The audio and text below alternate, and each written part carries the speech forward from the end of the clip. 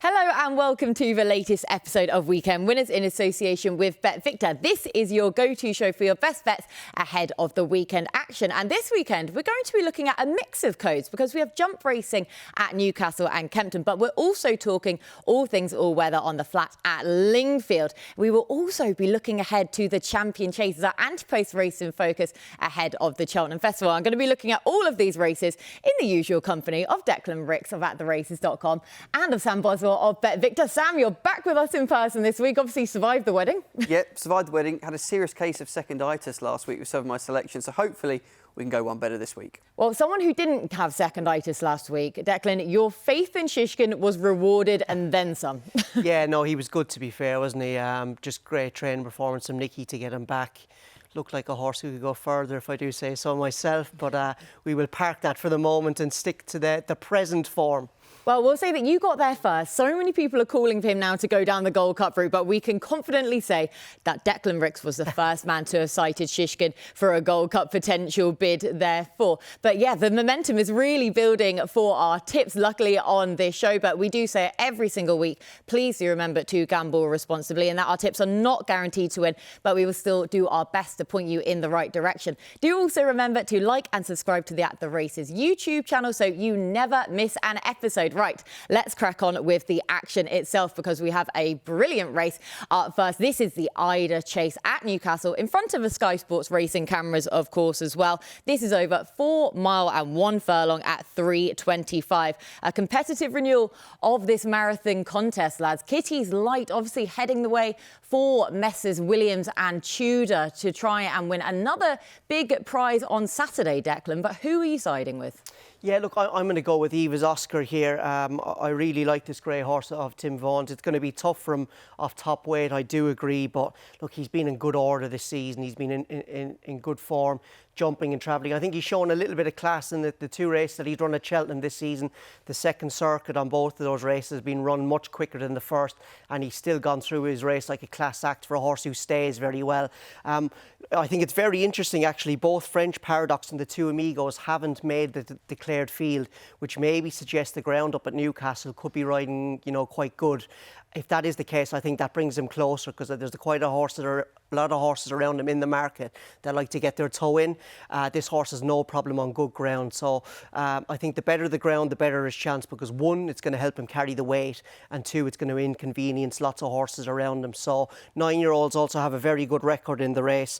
I think they've won 6 of the last 8 running. So the last 5 certainly. Yeah. So I'm not a big kind of stats and trends guy. I kind of tend to look at them after I've done my form, and if they fit into the selection, all well and good. But yeah, interesting that 9-year-olds do very well in this race. That's it. So Declan is going down the trends route at the minute, Sam, but he did mention about the better ground up there, but who are you siding with? I'm being quite boring here. Kitty's Light for me just stands out. I know the horse is favourite. I know it's around a 5-2 chance, but just Christian Williams is excelling at targeting these races. I think he's a really brilliant trainer for the staying chasers. You look back through this horse's form, obviously this season has sort of pointed to potentially being earmarked towards these prizes towards the springtime, now down to a mark of 135, and I just think that looks, I should say, is very well weighted for this. Another tilt potentially at the Scottish National, was second in that behind a stablemate last year. That was the last time we saw the trip,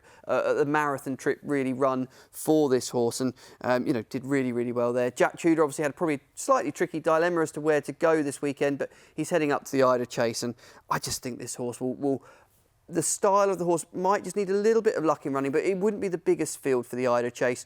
I think you'll see the horse held up and then coming up that home straight to win snugly. Yeah, and this race does actually go to hold-up performers more so than prominent races as well. So as long as, like you say, he stays out of trouble, then Kitty's like, he like you say, his claims are there and evident for everyone to see, so would not put you off of him whatsoever. But I'm going for 2 plays in this race, but for the sake of this part, my main play is going to be Bushy Park in the hope that he can just continue this bounce back to form for him, because he showed that on his penultimate outing.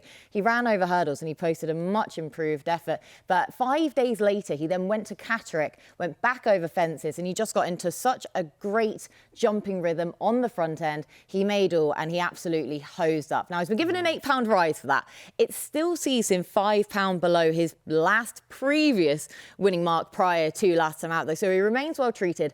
I am concerned about the pace angle, though, with the hold-up performer stat that I have just mentioned. But I'll go on to an alternative later on, so stay tuned for that. But for now, it is Bushy Park for me. Sam, just to reiterate your selection. Kitty's like me, but I will endorse Declan's selection. That was the other horse I had on my shortlist. Oh, there you go, Declan. There we go. Yeah, Eva's Oscar for me. Probably failed to mention as well the run last time out, disappointing at Sandown. But Tim Vaughan said the horse had his flu jab in January and backed off from going to Sandown, with the Eider being his big target. So if you're worried about his previous run, Tim Vaughan doesn't seem to be. No, certainly doesn't seem to be. So do leave us a comment with your own selection for the Eider Chase below in the video. We always like to hear from you. We're going to move on to another competitive handicap chase up next, this time at Kempton, though, and over 3 miles. This is a Coral Trophy handicap chase, comes up at 3 o'clock. And we have the aforementioned Cap de Nord in here after his big win last Saturday in a handicap chase. He's been turned out again now under a penalty, which would see him £1 wrong here, even with that penalty. But luckily, he has his jockey's claim enlisted for this race. But it's St Calvados who just about heads away. But it's really tight at the head of the market, though, Declan. So who are you siding with? Yeah, well, I think first and foremost, I think this is going to be a strongly run race. You've got Frodon in there and Sam. Bob Hope or No Hope, Black Jerry, all horses you like to get forward and go on for it. So I think it's going to be a case of whoever turns up in the best form on the day wins. Look, I've gone for a little bit of a left field selection in Phlegmatic. He does need to bounce back to form, but I'm hoping, given his previous Kempton form that he showed last season, this is his favourite track. I'm hoping this has been the long-term target for the Skeltons. They've done really well in handicaps, as we've seen this year. Midnight River, Ashtown Lad, Lamila, so on and so forth. If it has been the target, he's definitely well handicapped enough to win this race. The cheek pieces go back on. He's a hold-up performer, will get plenty of pace to run at.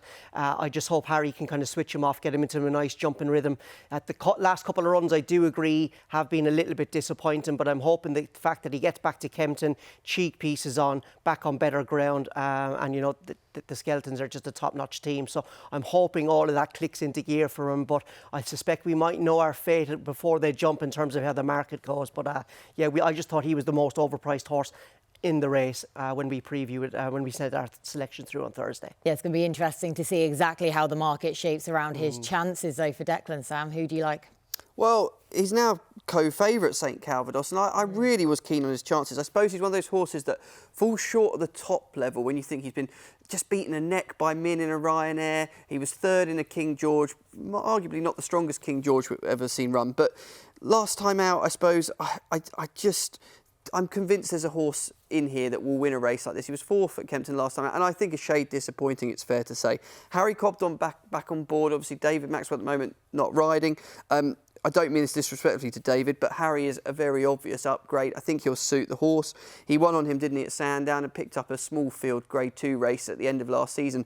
I'm convinced that there's a big race in him. I think he's versatile, which would be really helpful. He won't have run in a field of this kind of size ever, really. Like, looking through his form, he barely runs in double figures. So I think that will bring out the best in him. He can be a bit free, so he's going to need to settle back up in trip. I'm really keen on his chances. And there's another Paul Nicholls horse I like in the race that I'll give a quick mention to. He's going to be my long shot we'll talk about later on, but Inrello is a massive price.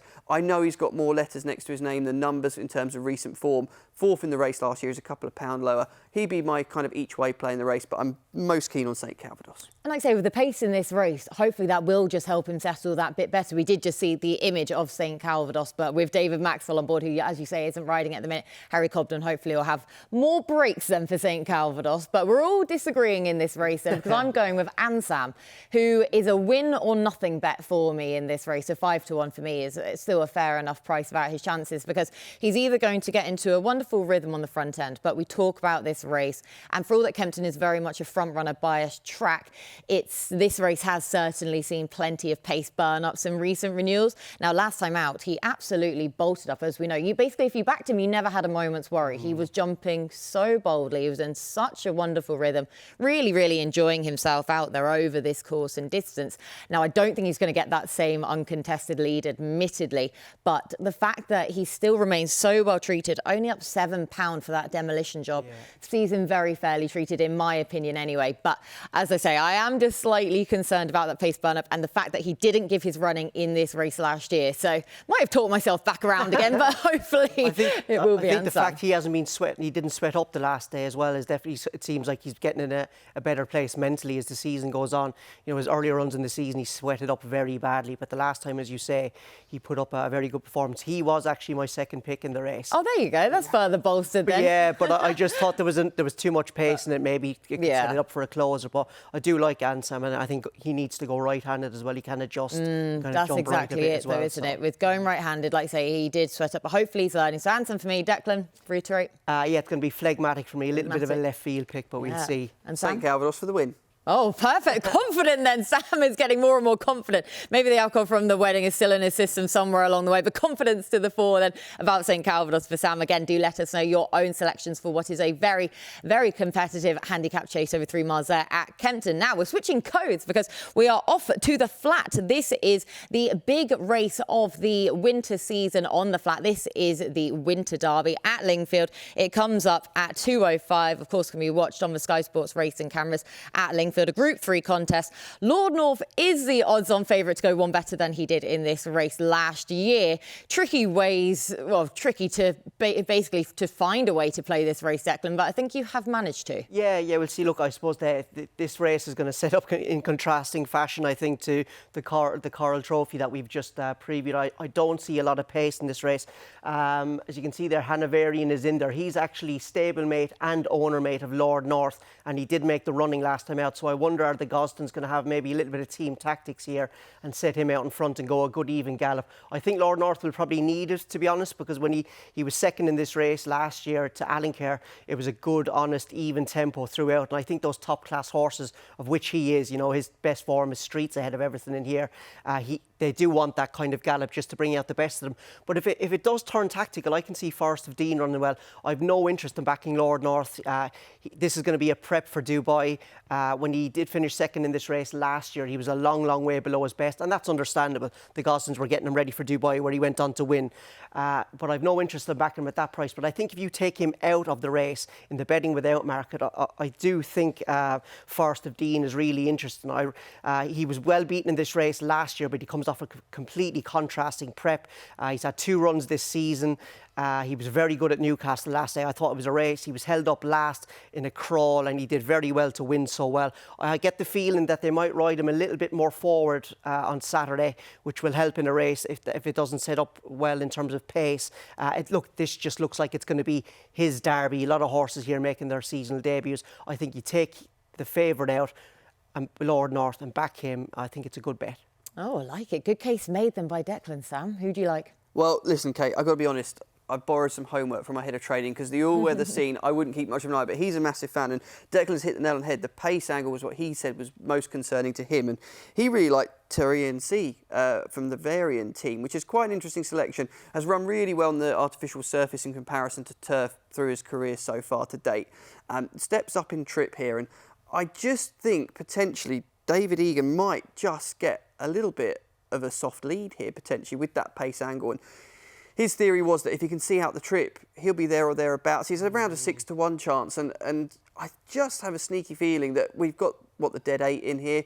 You could have a really cheeky each-way play on it. I know the favourite's well-respected, but he isn't getting any younger. And as Declan has pointed out, at that price, I can leave him well alone. So I'll have a small steal on Chris Paul's head of trading at BetVictor's suggestion for the race, because I've got to credit people with their homework when it's not my own work. Oh, well done. That was very good of you to have credited him. I mean, he's a gorgeous-looking horse, isn't he? My goodness, he's so flashy. He's actually a horse I've been crying out to see over 7 furlongs in a big field. Is it the Buckingham Palace at Royal Ascot over 7 furlongs? I'd love to see him in that this year. Just looks like he didn't get home over a mile to me last year. But, you know, again, if it is running a tactical gallop, he's going to have that kind of 7 furlong miling pace around a sharp track. It could suit him. Could well suit him, like you said. So again, but furthering bolstering, you two are kind of brothers in arms this weekend on bolstering each other's selections. Well, I'm going against a pair of you two. Now, you know, I try and take on odds on favourites everywhere I possibly can. But for me, Lord North, you're basically just backing him to be fit enough for me because on all known figures, on all known form, he should be absolutely bossing this. And I know he finished second. He disappointed in this race last year. I sided with him in this race last year. But he came up against a very, very good horse in Alenka who went on to win the Group 1 Tattersalls Gold Cup, and as we know, he's just very talented, and he took to a track and surface that probably shouldn't have suited him on everything that we knew. But of course, Lord North is having to defy a 238-day absence here.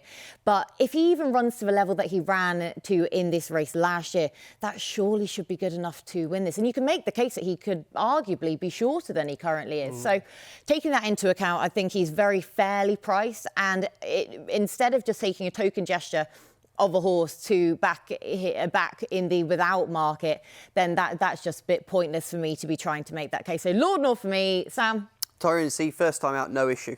And Declan? Yeah, it's going to be Forest of Dean without Lord North for me. Oh, wonderful. So lots of different ways to play the Winter Derby. Now, again, do leave your own selection in the comments for the Winter Derby. Now, we're going to move over to the Sky Pad, where we're going to be looking ahead to the Champion Chase at the Cheltenham Festival, and I will also be getting the lads' best bets for the weekend. Now, we are only 3 weeks away from the Cheltenham Festival, and our anti-post racing focus this week is going to be the Champion Chase. Now, this is a really intriguing puzzle, isn't it, Declan? Obviously, the championship race then, or a championship race of the Cheltenham Festival, but who are you siding with? Yeah, look, I'm going to side with Grenadine, and I can already hear people they're throwing stuff at the TV already, but look, I just think he's way overpriced. I think that there's a big market overreaction to what he did in the game Spirit the last time out. I thought Paul clearly had backed off him plenty before the race. He was too fresh. He started lugging a little bit left, I think, going to 2 out. You know, another sign that he needed the race. And to be on the ground was probably a bit firm for him as well. The other thing with this race is, look, you've got Energamine in here, Eider Chase, Gentleman de May, maybe Chacun Pour Soi. You know, this race is going to be run at a strong gallop. I think it's going to set up for a closer. And in some way, my case is, you know, I think he's overpriced, but in some ways, I want to take on the two at the head of the market, because just at the moment, because I don't see them getting any shorter. Energamine, I worry about on proper spring ground. If we do get that obviously won't be an issue for Edwardstone. The other thing with both Edwardstone, but especially Energamine, is I think they're slightly happier horses going right-handed. Definitely the case with Energamine. He jumps and adjusts right plenty. Obviously, left-handed track at Cheltenham. We'll see how it goes. And with Energamine as well, how's he going to handle the whiteboards again? How's his jumping going to hold up? I just think the race sets up really nice for Grenadine if you can forgive him his last run. Good spring ground, I think, brings him a lot closer in the market to the likes of Grenadine or to Energamine. Edwardstone, I think, is the horse to beat, to be honest. But I think at the prices, I can easily see Grenadine running into the frame at a minimum. And if we do get proper spring ground, wouldn't be surprised to see Energamine blow out. And I think he can close the gap on Edwardstone from the Tingle Creek. Well, lots of people are expecting Paul Nicholls to have a much better Cheltenham Festival than he has had in previous years as well. So, like I say, for all that it's very left field with Grenadine then for the Champion Chase, it's not beyond the realms whatsoever, is it, Sam? But who do you like? Declan said a lot, but he did say something that was correct. Edwardstone, the most likely winner. That's my most likely winner of the race. I think if Tom Cannon had that Trials Day race, well, the Clarence House, I should say, it was rescheduled and moved to Cheltenham, I think if he had the race again, I reverse that result, and I really do think he would be firm favourite here. I'm a little bit puzzled how Energamine is favourite after that run. I know a few people suggested that, Willie Mullins said afterwards he was fairly happy with it. Obviously the white boards were mentioned, but let's be honest, we're actually one of the market-leading prices out there that I can see at the moment, so we clearly are willing to take him on, but I'm more than happy to take him on myself. And Edwardstone, for me, I think he's a brilliant horse. I think he's shown that he's a real model of consistency. I know he had that very minor setback that Alan King mentioned, but I'm not going to let that deter me. Alan King will only run him if he's right. I'm fairly confident in his chances, and I just think he's blotted his copybook very occasionally, the unseat earlier this season, but I can't really let things like that put me off. I thought that run was fantastic, and like I say, don't like to be overly critical of jockeys, but I just think if Tom had that ride again, potentially the result would have been different and the market would have been different as well. And speaking of the market, this is also non-runner, no bet, if I remember. Correct, yep. Cool. Yes, exactly. So, like say, the pair of you two have made good cases then for your horse, and you both managed to pour cold water on my own selection because I adore Energumene, and I think he's still at the head of the market because of people like me, basically, who just adore him, will continue to follow him, basically blindly enough on the back of last time out in the rescheduled Clarence House Chase, as you say, because it wasn't us seeing him at his best by any means, and I know that people were sort of laughing about the whiteboards and everything like that, but that was a concern we raised earlier on in the season about the Irish coming over, seeing whiteboards over fences for the first time. And I do think that that did stunt him to quite a large degree as well. And he was keen, he was fresh, he was gassy. That was obviously on the new course. Now, the old course just suits Energumene so much better because they go that little bit of an extra pace in that race. It's less of a stamina test, and you see him on the Galaxy. He's an absolute dude of a horse. I'm expecting him to be far more manageable this time around with that extra bit of pace, just to help him settle that bit better. He's got used to the whiteboards now as well, and I sided with him in last year's Champion Chase, probably why I've got this affinity now, I feel, with him. And I wanted him to reverse the form with Shishkin. Obviously that did happen, but at the same time Shishkin didn't give any sort of running to make that into a clash what it was whatsoever. So yeah, Energumene for me, I'm staying loyal to him. I'm glad that I'm getting a good price with BetVictor about him as well. Sam, to reiterate? Oh, it's going to be Edwardstone for me. The ground's going to be key here as well, Kate. Not much rain due. No, exactly. We haven't had rain for forever, basically. I can't remember what it was like. But yeah, definitely not due. But Declan? Well, that's music to my ears if our little weather forecaster here has got everything right, because I think Grenadine, the faster the ground, the better it is. Look, it won't be as quick as Newbury, but I think good spring ground brings them a lot closer to those at the top of the market. Yeah, the spring ground is going to be key for a lot of those horses in the Champion Chase. Again, do let us know your own selections for the Champion Chase in the comments. Now it is time to get the lads' best bets for the weekend. So their nap, next best, and long shot. So Declan, I'll go back to you, please. First and foremost, your nap of the weekend. Yeah, the nap we've already touched on. It's going to be Forest of Dean without Lord North. That's very crucial, that bit in the Winter Derby, live on Sky Sports Racing, of course. And the next best is going to be It's All Right Gino in the Pendle Stakes. That's all right, Gino, in the Pendle Stakes at Kempton. I just think he's a little bit overpriced to turn around the form with Boot Hill. They did clash back in Newton Abbot in October, I think, but I think That's All Right Gino was very rusty on the day. He's better at the weights again, and I loved his run last time out behind Stage Star at Cheltenham on Trials Day. I think that's really good form. The time was good. The two of them pulled clear of the third horse, and going up in trip, I think, is going to be another positive for him compared to when they faced each other at Newton Abbot over 2 miles. I just thought the last day Boot Hill maybe looked like a horse who was starting to feel the effects of a busy season. He just started hanging and lugging in the final stages of the race. If that is correct, I think That's All Right Gino is the horse to pick up the pieces. And the long shot is going to be Shanty Ali, also in the Eider. I loved his run at Newbury, 2 starts back on soft ground where he got into a beautiful rhythm. The last day, though, in the Sky Bet Chase, it just didn't happen for him. He made a bad mistake at the first on much quicker ground in a race that was strongly run. Just could not get into any sort of rhythm at all. But I took positives from the fact that he still jumped very well, even though it looked like he was in top gear, and he was bang there at 5 out before I think everything just took its toll, had a wide trip as well. I think if they can bounce him out prominence, get a good start with him on Saturday, get into a good rhythm, I think I can easily see him out running that price 25 to 1. 25 to 1, we like that a lot then, Sam. So have you got anything similar, but starting with your nap? Well, let's go with the nap. We'll save the best till last in terms of price. Scriptwriter for me, Kate. I'm really, really excited to see this horse back out for Milton Harris in the 150 at Kempton. I respect Joseph O'Brien's horse here. I think he's the big danger, actually, funny enough. But Scriptwriter for me has been absolutely fantastic this season. Just touched off by Comfort Zone last time out at Cheltenham. I suppose the only concern I'd have is maybe the style of track. Will it suit him? I think as long as the jockey is kind of switched on to that fact, I think definitely Scriptwriter will go close. I think he's a brilliant horse. Milton Harris won the race last year, of course, with Knight's Salute. Next up, my next best is in complete agreement with Declan here. That's All Right Gino. Really, really like this horse. BetVictor ambassador Jamie Snowden, Gavin Sheen, once again teaming up to hopefully some good success. And Declan's made some excellent points. I think the going as well will really suit him. My long shot in Rillo, I know we've touched on the race at Kempton. I did give him a quick mention. I know he's got more letters than he has numbers next to his name, but go back through the form book. 4th in the race last year.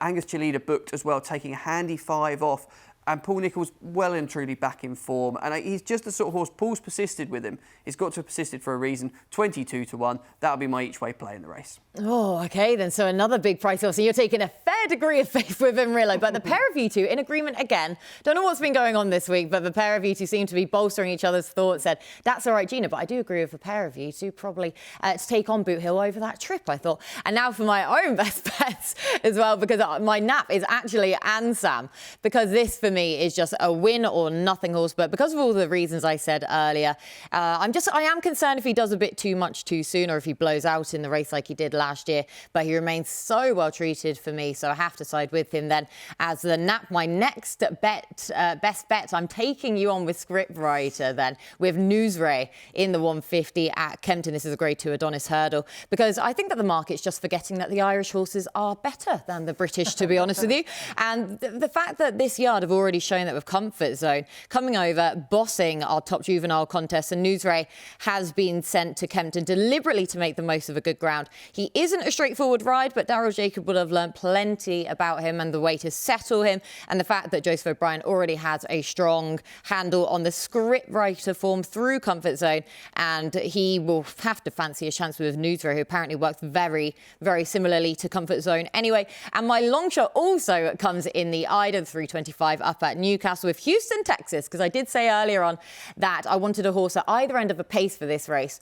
I've gone with Bushy Park to try and go forwards, but I also want a backup horse to be ridden in the rear, and hopefully he just posted a much better effort over fences last time out when he was fourth at Newcastle over 2 miles 7. We know he gets further than this. Remains likely races a 9-year-old, only 11 rule starts, 3-point runs to his name. So he's £2 back for last time out. I know he's only 16-1, so it's a bit of a cheeky long shot, but all the same, outside of Houston, Texas, each way then in the Eider. So that is everything from us on this week's show. Thank you so much to Declan and to Sam for all of their hard work on this week's show. Thank you to you for watching. Thank you also for getting involved in the comments as well with all of your selections. We always like to hear from you. Remember, you can watch all of Newcastle and Lingfield's action live on Sky Sports Racing this Saturday. And you can also get further tips and insight on the attheraces.com website and the At The Races app. We'll be back again next week, where we'll be looking ahead to the Grimthorpe at Doncaster, as well as assessing the Champion Hurdle. So we look forward to catching up with you then.